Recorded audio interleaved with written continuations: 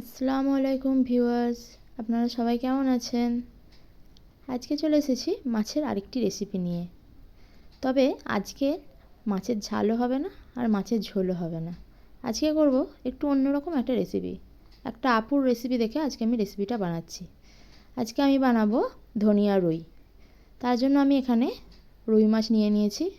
অনেক কটা পিসই নিয়েছি, যেহেতু আজকে বাড়িতে কুটুম আসার কথা আছে। তো চলুন, প্রথমে মাছগুলো আমি নুন, হলুদ আর অর্ধেকটা পাতিলেবুর রস মাখিয়ে নেব। তারপর মাছগুলো আমি ভালো করে লাল লাল করে ভেজে নিয়েছি, সেটা আর ভিডিও করা হয়নি। তারপর কড়াইয়ে সর্ষের তেল দিয়ে দেবো, আর দিয়ে দেবো বড় বড় করে কেটে রাখা পেঁয়াজ। আর এখানে পেঁয়াজের কিছু কলও ছিল, সেটাও আমি দিয়ে দিচ্ছি। তারপর পেঁয়াজটা হালকা লাল করে ভাজবো। তারপর এখানে দিয়ে দেবো কুচনো আদা আর রসুনের অনেক কটা কোয়া। তারপর কিছুক্ষণ নাড়ব। তারপর দিয়ে দেবো একটা টমেটো কুচো। তারপর আরও কিছুক্ষণ নাড়ব। আর দেব 7-8টা মতো আমন্ড। তারপর এখানে দিয়ে দেবো 4-5টা মতো কাঁচা লঙ্কা, আর দেব 3টে শুকনো লঙ্কা। ভালো করে সমস্ত কিছু ভেজে নেব। যেহেতু প্রথমে আমি এলাচটা দিতে ভুলে গেছিলাম, তাই আমি এখানে এলাচটা দিয়ে দিলাম। এখানে আমি 3টে মতো এলাচ দিলাম। আর দিয়ে দেবো অনেকটা পরিমাণ ধনেপাতা। যেহেতু এটা ধনিয়া রুই, তাই জন্য ধনেপাতাটা একটু বেশিই লাগবে। তারপর সমস্ত কিছু ভালো করে লাল লাল করে নেব। খুব একটা বেশি লাল করব না, হালকা বাদামি মতো করব। আর উপর থেকে একটু লবণও দিয়ে দেব। তারপর এইগুলো একটা মিক্সিং বোলে নিয়ে ভালো করে পেস্ট বানিয়ে নেব। তারপর ওই একই কড়াইয়ে সর্ষের তেল দিয়ে দেব, আর দেব ফোড়নে কয়েকটা গোটা গোল আর গোটা জিরে, আর দেব একটা শুকনো লঙ্কা।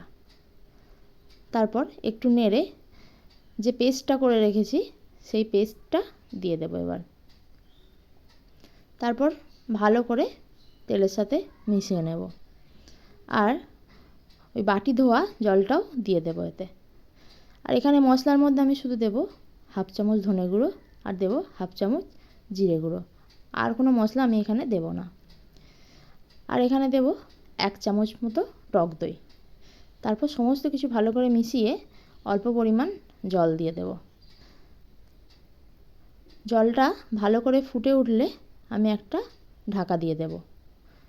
তারপর ততক্ষণ পর্যন্ত ফুটতে থাকবে যতক্ষণ না পর্যন্ত জলটা টেনে নিচ্ছে। তারপর আমি এখানে দেব স্বাদ মতো অল্প চিনি।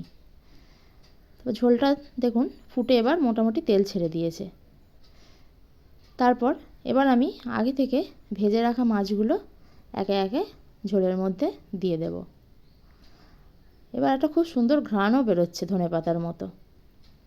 সমস্ত মাছ আমি ঝোলের ওপর আস্তে আস্তে এভাবে দিয়ে দেব। তারপর মিনিট 5 মতো ভালো করে মাছগুলো ডুবিয়ে দিয়ে ভালো করে ফুটিয়ে নেব। আর এখানে আমি উপর থেকে ধনেপাতা দিচ্ছি না, যেহেতু আমি অনেকটা ধনেপাতা তখনই দিয়েছিলাম। তারপর ঝোল ফুটে উঠলে মাছগুলো দেখুন ভালোভাবে ঝোলের মধ্যে ডুবে গেছে। ভিডিওটি যদি আপনাদের ভালো লাগে লাইক করে দেবেন, চ্যানেলটিকে সাবস্ক্রাইব করে দেবেন। ধন্যবাদ।